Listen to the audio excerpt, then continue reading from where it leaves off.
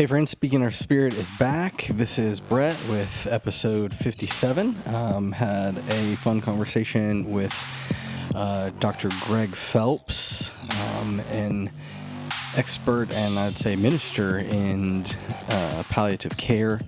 And so it was a great conversation, and I hope that you will enjoy that. Also an author, and so get to hear a little bit about his works and writings, and those are available, and you'll get to hear about how to get those as well. So I hope that you enjoy. As always, would love for all of you to come on and be on the show. The way you do that is by contacting me at seekingourspirit@gmail.com to either talk about being on the show or give me some names of folks that would want to be on the show and come and share your story for folks to hear.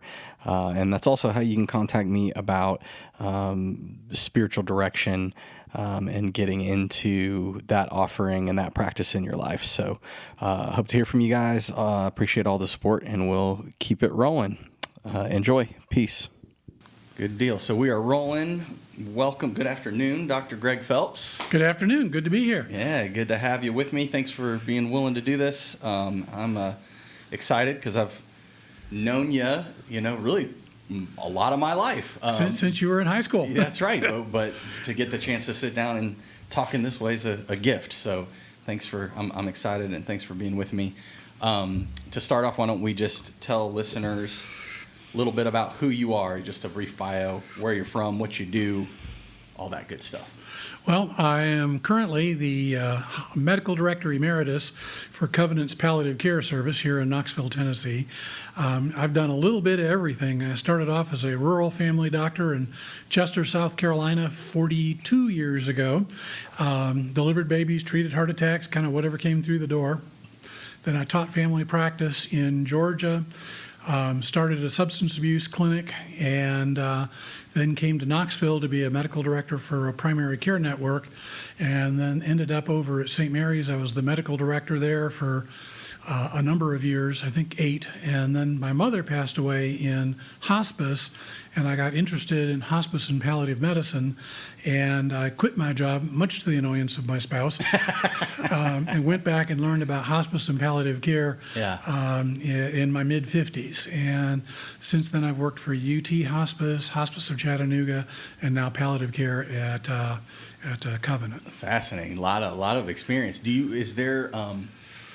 What about the palliative care and that process with your mother sort of pulled at you?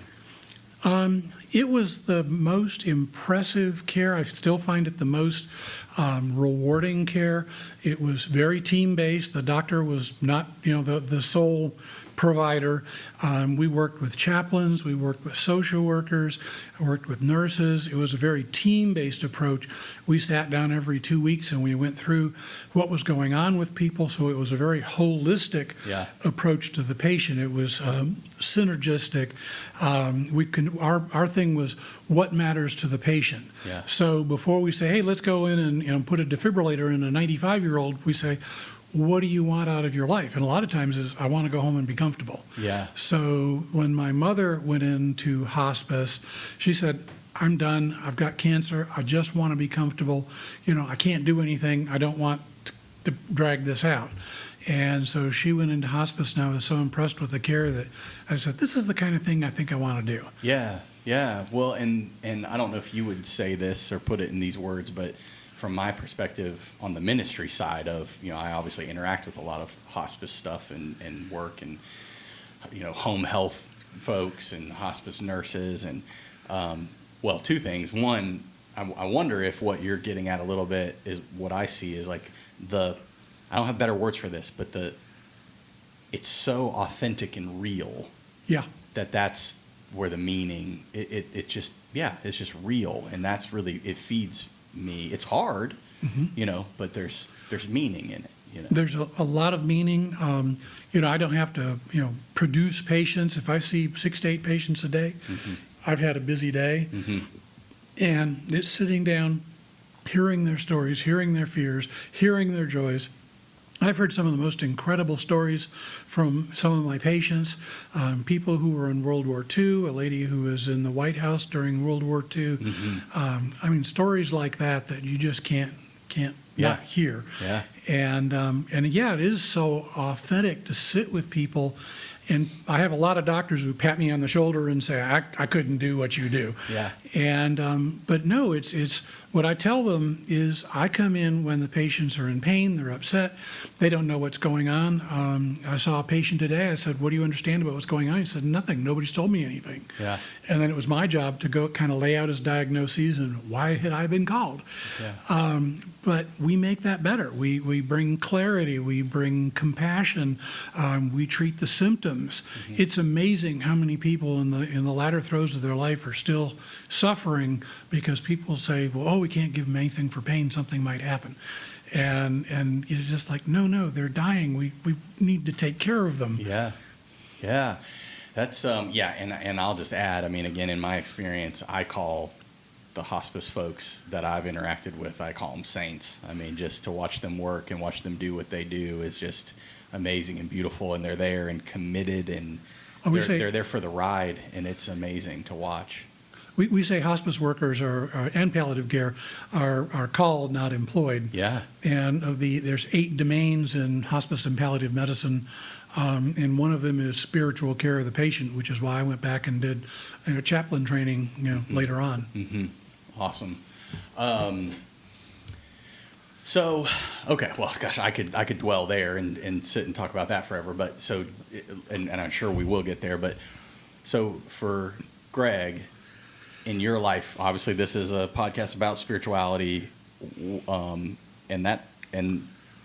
I would say, not to put words in your mouth, but that has led you where you are now. But where does that start in your life? So when you think of spirituality, relationship with God, what does that look like for you? Where did that begin? Is it being raised in church? Is it inner life? What does that look like for you? Well, I would have to say I'm an unsuccessfully escaped church attender. One of my earliest memories told me by my mother is we were in a church, and apparently I didn't like the kindergarten, and I got away and ran screaming through a very hoity-toity Presbyterian church, screaming, "They're gonna get me! They're gonna get me!" And that's a real threat, yeah. Yeah. And we didn't go to church a lot thereafter. Mm-hmm. We got a little bit involved. My parents were going through a fairly bad divorce, mm-hmm. and we went some. Unfortunately, my dad chose to act out while my mother was getting spiritual counseling and had to be called out of the church to come intervene. And then we didn't go again, college and med school. It was still kind of there. I was friends with the college chaplain, but not in a formal way. Yeah. And got through college, med school, and was starting into residency.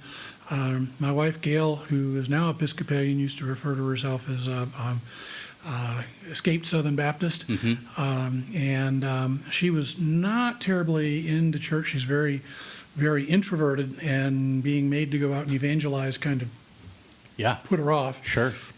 So we went back when our first child, Tiffany, was born, and to get her baptized. And then we're just kind of bumping along. But once again, God kind of reached out and grabbed at me. I started my practice in Chester, South Carolina, and my partner told one of his patients, who happened to be the Episcopal priest there, "Oh, my new partner's Episcopalian." So when we pulled up with the moving truck, he was literally standing on the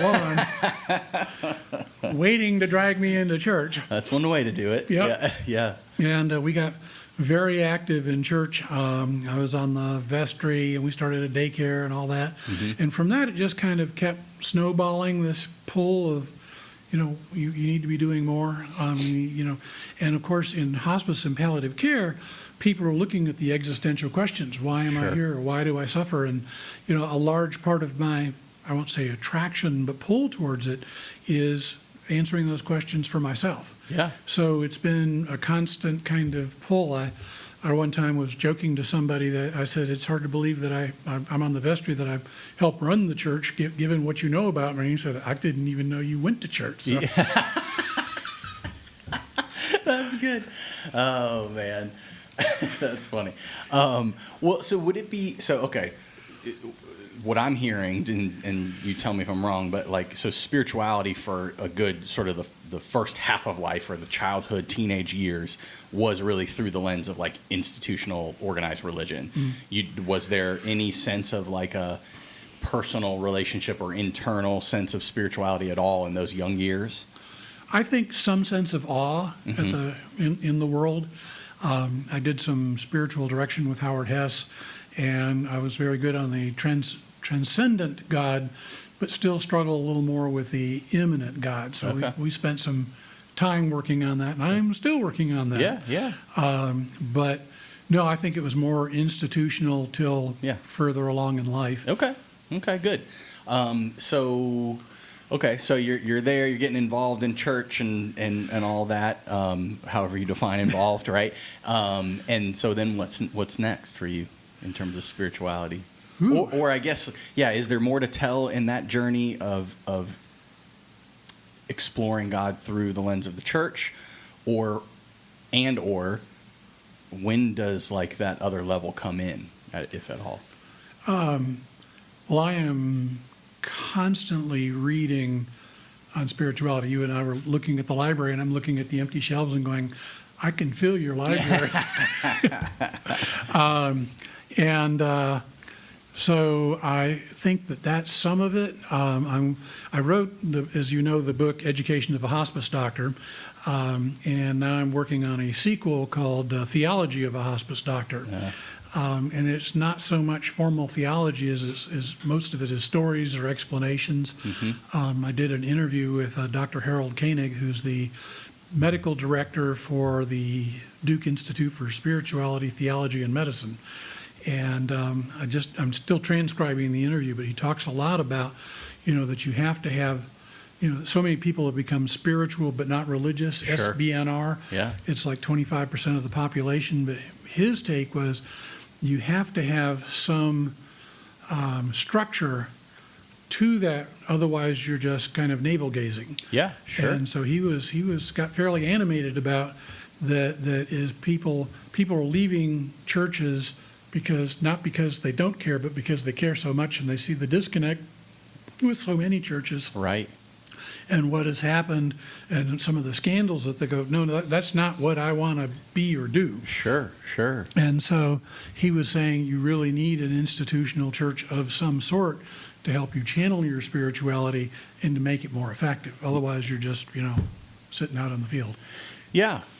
And yes, I agree with that. And it all has its, I don't know, they all have their positives and negatives. And I don't know that necessarily it has to be through organized religion. I mean, I think in some ways AA is very much functions that way for people. Famously, Billy Graham, Richard Rohr, different people have said the truest form of the church in existence is AA. But even if you just look at,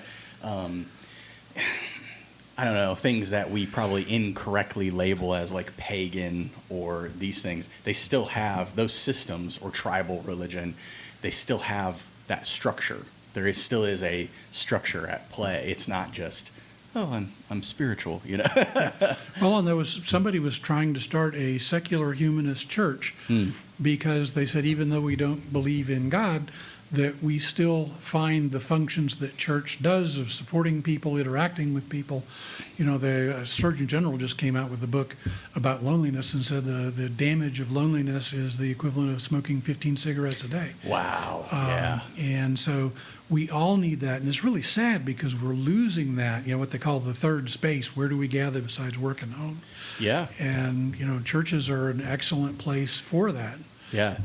Slightly better than bars, but I'm not prepared to roll that out. Well, I was about to say, what I've noticed is and I don't know if this is even conscious, but I've noticed, and especially in younger generations now, with what we're talking about, the third space has started to get developed a little more in like craft breweries and places like that. If you'll notice, they'll start to have, it's so much more of a cultural place and societal, like, you go, there's the run club, and you go run a 3K, and then you come back for a beer. Or they even have, like, some of these places have evening prayer. They have Bible studies. They have gatherings like that. So you see that. Of course, also in the internet space, you see, people trying to establish those sorts of I just don't think the internet replaces the human contact. They say 70% of communication is body language, which you lose on the internet. So Yeah. what's the phrase that being liked on the internet is like sitting at the cool kids table in the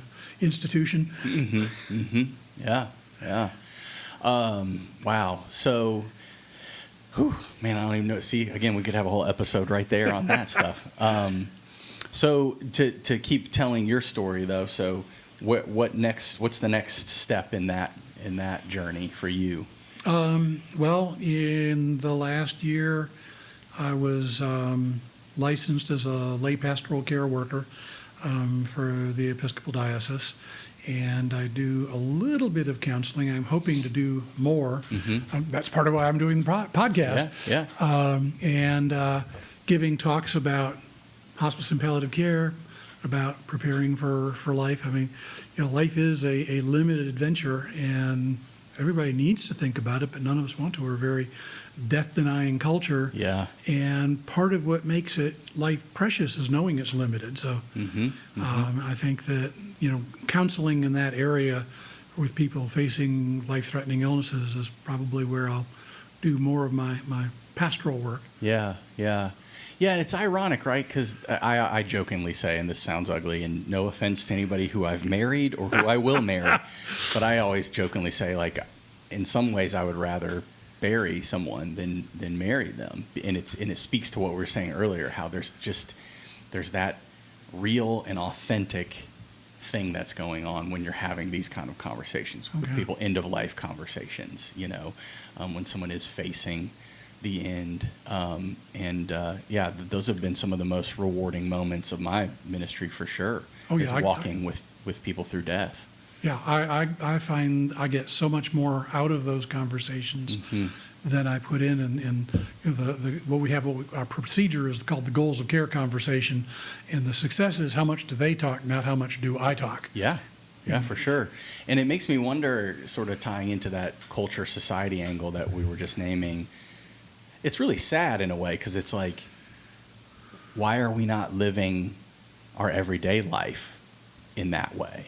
Living the more authentic life? Yeah, 'cause it really is, to your point, like we shove death away so much. We work so hard at covering that all and acting like life is not limited. Yeah. that then we end up only having those truly real and authentic and vulnerable conversations when we're forced to.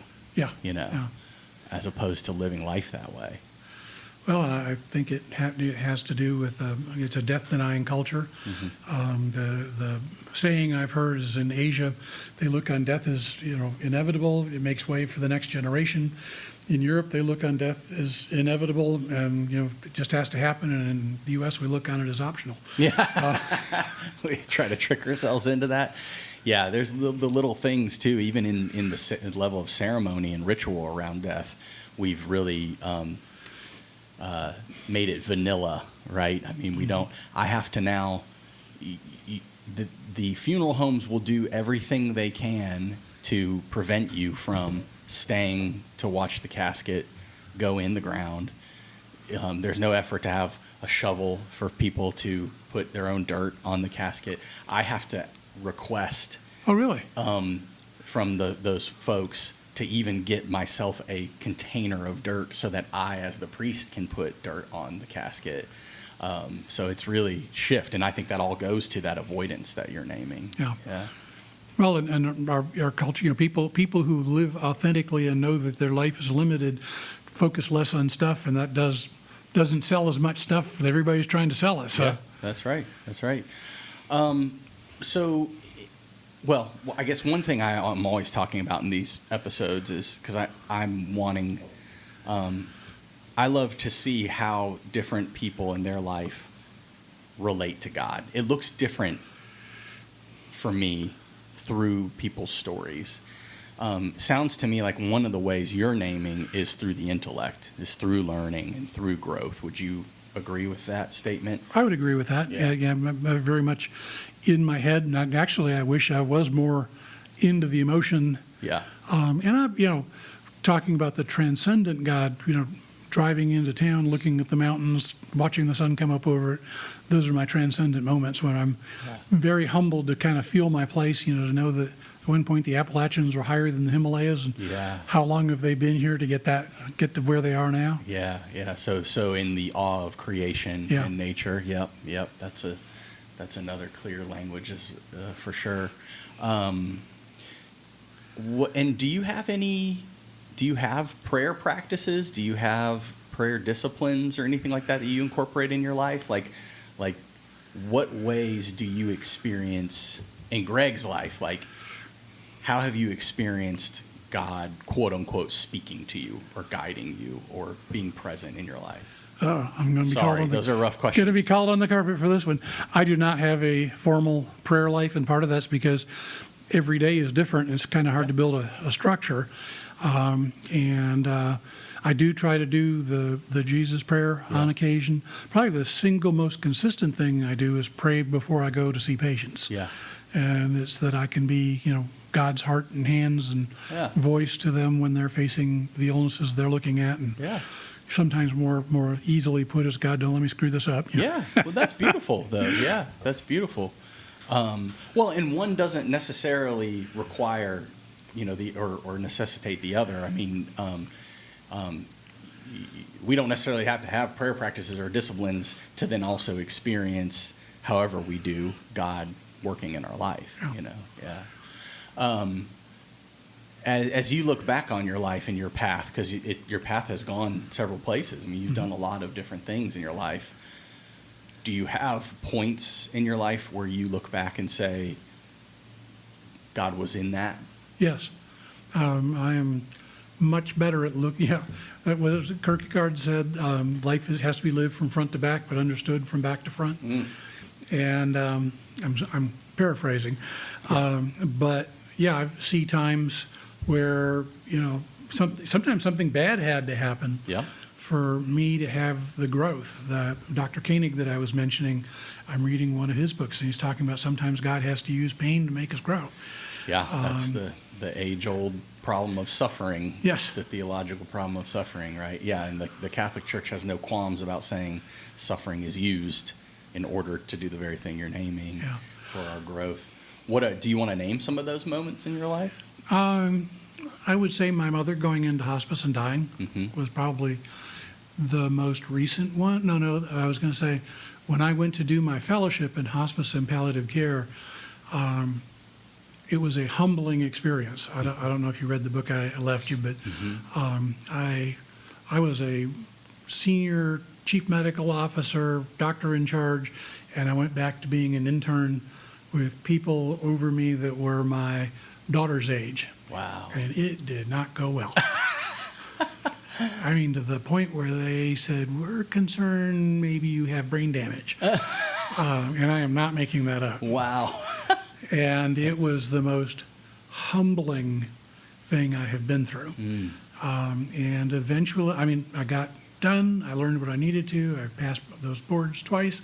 I functioned for 15 years since then. Yeah. But that really took me down a number of notches. Yeah. And so do you see connection in that humility to then your relationship with God? Yeah, because, at the time I was going to the cathedral in Louisville, they had a Wednesday morning service, and I would go to that and kind of, frequently the prayer was, God, just get me through this. Yeah, sure. Yeah, and that is a real, very present thing in our lives, right? I mean, this is probably an exaggeration, but I feel like, particularly, I feel like in the Western world and in America and in a place where we're so affluent and so blessed, most people, unless they've traveled around the world, and even still, if they've only traveled and been on cruise ships or been in resorts or whatever, they never get a taste or a sense of how others actually live, which is so different from how we live. And then you start to see when you have all your needs more than met, I think spiritually a part of what happens, and this speaks to that need for the humility, is we almost start to believe we're God. or you don't need God or anything above you, because whereas someone who has nothing, they're conscious of that need every single day. Well, and people in the lower socioeconomic groups are known proportionally to donate considerably more money. Oh, 100%. To the poor. And it's, when we're well-to-do, and what's the phrase that somebody said about someone rich? They say they were born on third base and think they hit a home run. Yeah, it is a really weird dynamic because the people who live in a scarcity mindset are the people that have more. Yeah. But yeah, so to that point though, like, I think a lot of the stories I get from people in this show are stories of, because we're Americans, right, being sort of brought to our knees, and almost needing and being thankful for those moments where we're brought to our knees or brought to the cathedral saying, all right, God, just get me through this, right? Yeah. In order to have that clearer relationship. Yeah. Well, I think COVID kind of did some of that for people. All of a sudden, here we are, the richest country in the world, and people are dying left and right, and the stores are closed, and all that. So. Well, and it caused people to reevaluate, right? Which is often in that, I think we have to have humility to do that. Yeah. Reevaluate, what am I doing? Is this feeding me? Is this benefiting others? Is this the path I'm to be on? Well, and I think so many of us kind of get in the lockstep mindset of tomorrow. And I have a son who's a well-to-do banker in New York, and every now and then he'll call and, complain about how hard he's working. And I'm like, son, you know what I do for a living? And I said, if you are not happy, quit. Yeah, sure. Yeah. He said, no, I really like it. I just, wanted a sympathetic ear. And I said, you knew better than to call me. Yeah. Yeah. Well, so then let's dig in. I mean, anything else you want to name from life building up to sort of your work you're doing now? If I could, just for your listeners, I would like to give you a really quick description or differential between palliative care and hospice. Please do. Hospice is a Medicare benefit that most insurances also cover. It's intended for people whom two physicians have said they would not be surprised if the patient had less than 6 months to live. Doesn't mean you have to live less than 6 months. My world's record is several years, but the goal is stay home, be comfortable. You're not doing aggressive care. It is not intended for the last day or so, which is frequently what it ends up as, a self-fulfilling prophecy. Palliative care, by contrast, grew out of that movement, but it's for people who are facing life-threatening illnesses, and they need similar needs for hospice, but they may not be in that 6-month window. They may still be getting aggressive care, and so we're about what we call comfort, communication, and coordination. And like I said about the patient this morning, we had no idea what he was looking at because nobody wanted to tell him until I did. Yeah. I'm glad you did that. That's a great distinction because even me, someone who walks in that world a lot, those two things are the same in my mind. I didn't realize that there was such a distinction. There is, and unfortunately, even a lot of doctors don't realize that. We'll say, palliative care is an extra layer of support for the patient and their family. They don't have to be dying. Yeah. They can have a serious illness, and but the doctors, will say, "How about a palliative care consult?" And they'll go, "Oh, they're not that sick. They're not dying." And I'm like, "They don't have to be. It's okay." Yeah. Well, yeah, that's really an important distinction. Yeah, because I use those words interchangeably. So thank you for that. A lot of people do. Yeah. Okay, but so anyway, so jumping in, so anything else from your life before we dig into your work in palliative care? Nope, that's good. Okay. Well, let's dig into that. So we've spoke about this a little bit already, but where are you experiencing God or spirit or your spirituality in this work? In the conversations with the people. Hearing their conversations, sometimes helping lead them into it. What's important to you? What do you worry about? What do you fear? What do you hope for? Where is God in all this? When I work with medical students and residents, sometimes they can be put out of place because theology is not their thing. Yeah. And so a patient will say, why is God doing this to me? And sometimes their response is, that's I don't do that. Yeah. I'm a doctor. Yeah. And that was probably the most important question that the patient had. Yeah. And so I school the medical students and residents. I say, you always answer that question with the question. If they say, why is God doing this? I say, wow, that's a really heavy-duty question. Why do you think God might be doing this? Or if they say, what happens after that? So what do you think happens after that? Yeah. But if you shut them down, they may never ask the question again. Yeah. So I think that God speaks both from me and to me from these interactions. And, if I had to kind of lay out where would I like to develop my spirituality, aside from reading, which for me is like breathing, would be more formal prayer time and stuff like that. I'm hoping when I maybe fully retire, I'll be able to kind of set in a schedule. But like this morning, my phone went off at 6 and said, hey, can you come into work early and do this? I was like, well, there goes that. Yeah. Well, and not for me to get preachy, but I would argue, so that example you gave of having the clarity, or I guess the forethought, the presence of mind, that before you walk into a moment like you're about to walk into, that you call on God and pray. I call that black belt level prayer. Okay. Not to toot your horn, but in my mind, that's the whole goal of a disciplined prayer life is to get someone to that. Does that make sense? Yeah. Because I think people often make the mistake of thinking that, okay, I'm going to do these prayer practices and these disciplines, and that's going to do something. Well, the doing something is, in my mind at least, not that Brett has the answers, but it's getting us to be more conscious and aware of God in the living life, in the actual living of the life, right? We're not trying to be hermits. We're not trying to be, separated from the world and just be in our little prayer life. Does that make sense? Yeah. So I compliment you on that. Thank you. That's the goal. In fact, one of the practices that I teach people all the time, which I love because it's so simple to say, and I call it black belt level because it's so hard to do, is not sitting and setting time apart. It's called the hidden Christ. And so every person you interact with every day, as you interact with them, you're saying, I see God in them. Yeah. And that shapes and forms how you interact with the world. And it's powerful. Like when I see patients, almost all of my work is talking, but I always make a point to examine the patient, to touch the patient, put my hand on them, because there is something about that physical touch that is so reassuring to patients. The other thing I was going to mention that came to mind when you're talking about spiritual life, I don't know how much of Robert Fulghum you've read, but he's written a bunch of books, and I've read almost all of them. But he's a Unitarian minister, and he and I both had the habit of liking to ask, what's the meaning of life? And so my wife hates this, but anywhere we go, if somebody says, do you have any questions? Yeah. I'll say, yeah, what's the meaning of life? And usually the waitress will go, about the menu, sir. The waitress will go, it's the peach cobbler. No. And he wrote a whole book chapter about, any questions and what's the meaning of life. Yeah.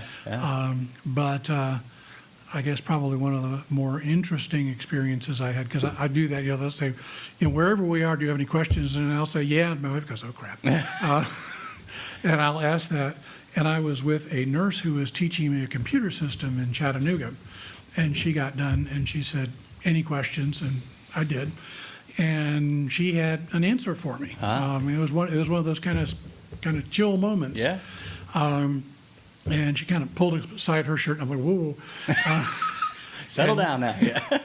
And she showed me her pacemaker, and this is a young woman. I said, and she said, there's a story here. And I said, okay. And she said, I was in nursing school, and I turned to the person next to me in class, and I said, I feel awful. And I woke up in the emergency room with an artificial pacemaker on me. Wow. And her heart had stopped. Her internal pacemaker had quit.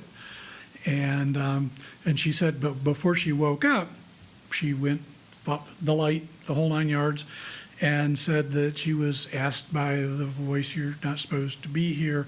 And she said, "Well, why are we here?" Yeah. And the voice, and she was reluctant to say whether it was an angel or God or whatever, Sure. but said it's all about connections, being with people, making connections. It's not about money, it's about each other and making those connections.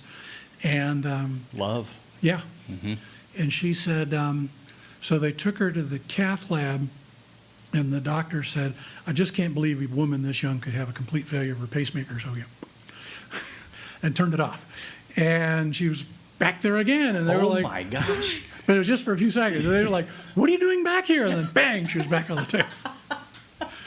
But she said that was the most peace she's ever had. She said when her pacemaker runs out, because they're good for like 10 years, she says, "I've been through it once. It's like, do I really want to stay here?" Yeah. She says, "But my husband has strong feelings about this." Mm-hmm. Yeah, sure. And that's a very common. I've gotten lots of stories with people and been honored to have folks share those experiences with me, and that is very common. Yeah. Almost like a guilt.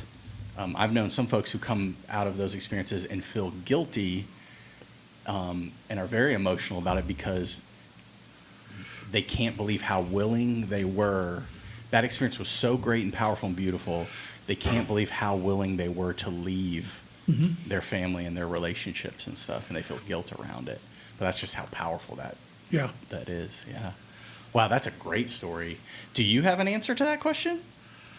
No. Or you thought her answer was so great? You just I thought her answer was great. I liked Robert Fulghum's answer to it. What was his answer? I'll have to tell you a little bit of the story. Okay. He was at a conference, this is probably back in the 60s or 70s, on peace, and it was in Greece. And it was during during World War II, the partisans and the Nazis were, vicious. Like the Nazis would, suffer an attack and they'd go wipe out a whole village. Wow. And he came across an attacked Nazi convoy, and the speaker was a kid. And he found a good chunk of mirror from a motorcycle that had been wrecked in the attack. Mm-hmm. Being poor in the middle of a war, he had like no toys. Yeah. So he filed the mirror down into a kind of round thing and kept it with him and he made a game out of shining light into how big a crevice can I get and how far back can I get it. And as he grew older, he understood this to become a metaphor for life. And he held up the mirror because Robert Fulghum asked the meaning of life question. Yeah. And he said, I am part of something much greater than myself, meaning the mirror. I am not the light. I am not the source of the light, but I can reflect the light into dark places. Mm. And that is the best answer I've heard for the meaning of life so far. That is good. Along with the nurse. Yeah, that is good. Huh. Yeah. I like that a lot. Yeah. I did not know that answer. I've read some of his stuff, but I did not know it's that. It's in the book. It was on fire when I laid down on it. Okay. They found a homeless man on a burning mattress, and they said, "What happened?" He said, "I don't know. It was on fire when I laid down on it." What else? So from your work and walking with folks and dealing with some of the most intense times of their life and nearing death often and all these things, what else would you point to, or stories do you have, learnings, surprises? I think the biggest thing is to talk with your family about these things. Mm-hmm. I'll tell you another story. Of course, I work in hospice and palliative medicine. My wife, Gail, is a retired nurse.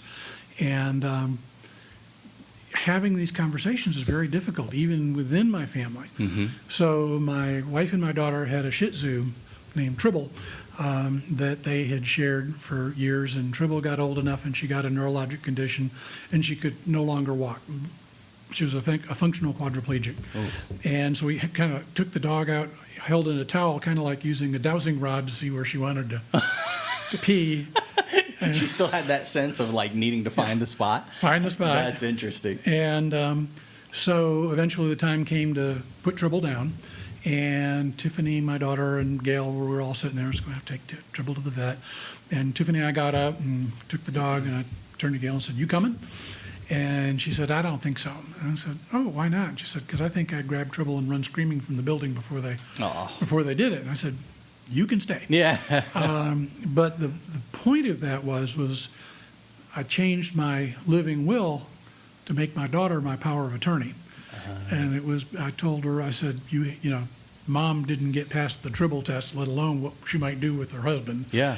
And my daughter said, well, there's a big difference between your dog and your dad. And I said, yeah, your mom didn't make it past the dog. Yeah. So, Well, and that's a great point because you don't know that, and that maybe that goes to why these conversations are so difficult to have, is because it's almost like that deep instinctual fight or flight thing. Like it triggers something in people to where if they've never encountered those experiences, they don't even know how they're gonna react. well, yeah, and they frequently, you know, what they'll say is, I want everything done.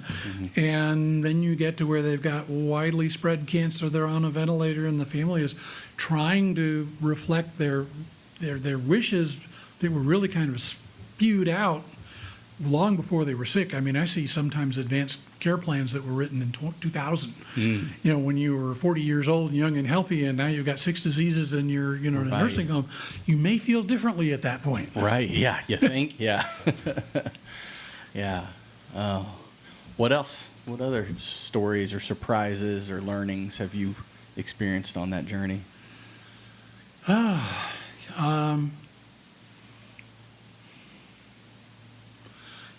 There was a book called The 5 Regrets, and it talks about what do people regret. It was written by a CNA in Australia. Bonnie Ware is her name, and she talks about what she'd picked up from working as a hospice CNA, and the regrets were things like, I wish I'd lived the life I wanted. I wish I'd cared less about what people thought about me. I wish I'd been freer with my feelings. I wish I'd told more people I loved them. So I guess that's the other one that comes to mind, is people when they're facing end of life, surveys show they don't want to suffer, they don't want to be a burden. They like to live longer if they could, but that actually comes in a fairly distant third. Yeah. So it's not just talking about end of life, but it's, you know, it's so often just saying, I love you, you mean this to me. I sent an email to my older son one time. He'd taken his kids skiing a couple weekends in a row up in New York. I said, I just want you to know what a great dad I think you are. You know, that you've done all this with your kids, and I know your schedule is god-awful, and you're doing a fantastic job. And he said he cried when he read it. Yeah. Yeah. It was apropos of nothing, but Yeah. we don't do that anything like as often as we should. That's right. That's right. And that's the stuff, again and again and again, people on their deathbed, Yeah. that's the stuff they regret. Not, I wish I made more money, or Yeah. I wish I, yeah. Wish I'd spent more time in the office. Yeah, right, right. Phew, boy, yeah, it drives home that all those moments are precious and we just overlook them, don't we? Why don't you tell, so you mentioned your books. You want to talk a little bit about those and what your hopes are there, or what you were getting at with those, and where people can find them? Sure, thank you. Well, the first book is called Education of a Hospice Doctor, and it is 2 things. It was my very sad story of going back to school at the age of 55, and the struggle there, and then and part of it was cultural. I'm, you know, from a very different generation, doctor-wise, than the people I was being trained by. Senses of humor were different, all that stuff. And then the other part of it, which I think is the better part, is talking about what I learned, how to have a goals of conversation, how to sit down with people, you know, and examples. There was one doctor there, she was an attending, but she was probably 28, and I was 55, but I was the fellow, so she said, I want to have this conversation. And I said, you're the boss. Yeah. And so she went in, she started talking to the patient, and then she started crying because she was telling the patient they were going to die. And it ended up with the patient in a wheelchair holding her and going, it's okay, honey, I've had a good life. And she came out and she said, that is the most humiliating thing that ever happened to me. And I said, those people will never, ever forget that their doctor cried. Yeah. I said, I don't recommend it as a steady diet, but it's instances like that of how I went along learning about hospice and palliative care, about which I'm passionate about. I give talks wherever I can. If anybody wants to talk, I talk for free. And I'm doing two talks next month. And so that was kind of what I learned. The other book was a murder mystery I actually started years ago when I was in practice in South Carolina. And the doctor is loosely based on me. And it was kind of, he runs for coroner. I didn't run for coroner, but I did run for city council. Of course, bad things happen. And I guess the intriguing part of the book is that I wrote in the clinical scenarios between patients as to what I was seeing. When I get stuck for a plot point, I would start writing in what I was seeing, or what my partners were seeing, and that includes the medical exorcism that my partner did. The medical exorcism. Medical exorcism. And so that was a fun book to write, and I was glad that I finally got it published. So. Yeah. You got to tell that now. What do you mean medical exorcism? Okay. Unless you want to say, get the book, people. Yeah, buy the book. But no, I'll give you the shortened version. So I was in practice in South Carolina, and you probably have heard of gullah culture because you're wearing a Isle of Palms hat. Yeah. And when I was there in the early 70s, I mean, there were people who spoke incomprehensible gullah that I had to get my roommate, who was like a 12th generation South Carolinian, and say, David, what did you tell me? Wow. And he said, he wants to know if you want toilet paper. And I said, really? Okay. So in the gullah culture, you can put the root on people. It's it's similar to voodoo. Like a hex. Yeah, like a hex. And the other thing you need to know is that the color blue is the color of the devil in that culture. So this man came in absolutely convinced that he had the root put on him. And my partner worked him up and really couldn't find anything. One of the things that both my partner and I were into is psychosomatic medicine. I'm a trained hypnotist. And so he finally said, well, I'm just going to have to go with his belief system. So he set up his office as he had a cross, he had an altar, he stole a cross from church, and he hooked up an IV. And I inflated the thing a little bit, but what he did was he said, I'm going to exorcise the demon from you. Yeah. And he had several medications. The first thing I want to do is we're going to pray for calm. And he prayed for calm, and he shot a little bit of Valium in the IV. And the patient said, I feel calm. That feels a lot better. That's good. And he prayed some more and did some invocations and casting out of the devil. And he said, now you feel the devil being burned out of you. And then he used nicotinic acid, which gives you hot flushes. And he went and squirted a little bit of that in there. And the patient, after a moment or two, said, oh my God, I'm on fire. He goes, that's the devil being burned out of you. And then the last thing he did was give him some uricoline or Uracid, which makes your urine blue. And he says, in the next day or so, if this worked, you'll see you be pissing out the devil blue. Yeah. And the patient called back the next day and he was cured. He said, I pissed him out. Wow, that is so fascinating on many levels. I mean, what I love most about that, though, is just like the extent, the willingness of him to go that far. Yeah. To just help this man, even as, like you said, getting into his belief system. And yeah, wow. That's great. Well, and but you got more books than those two. Just those two. I'm working on the third. That's the theology of. Got it. I hope to write a sequel to Coroner's Dance, which is the murder mystery. The funny thing was, where we were in practice was halfway between Charlotte and Columbia. So if there was a murder at either place, they tended to come down and dump them in our neighborhood. And I was friends with the wife of somebody who was a South Carolina law enforcement division. And said, oh yeah, they love to dump out by your office. We're always digging up people out there. Oh my gosh, yeah. I never found any, thank God. But yeah. Well, and so where can people get those books if they're interested? Oh, you can get them on Amazon, thrift books, Barnes & Noble. Yeah. I'll have them. Just anywhere, Google those, okay. Yeah. And you're writing under Dr. Greg Phelps, or you got a... Well, the education of a hospice doctor is under Gregory L. Phelps. Okay. Coroner's Dance was, I thought that was too much, and so it's Greg Phelps. Okay. So either one of those should get you there. Good. Okay. Cool. Well, that's awesome. And good luck on that, on getting that third one out. That sounds like a big undertaking. Yeah. Yeah.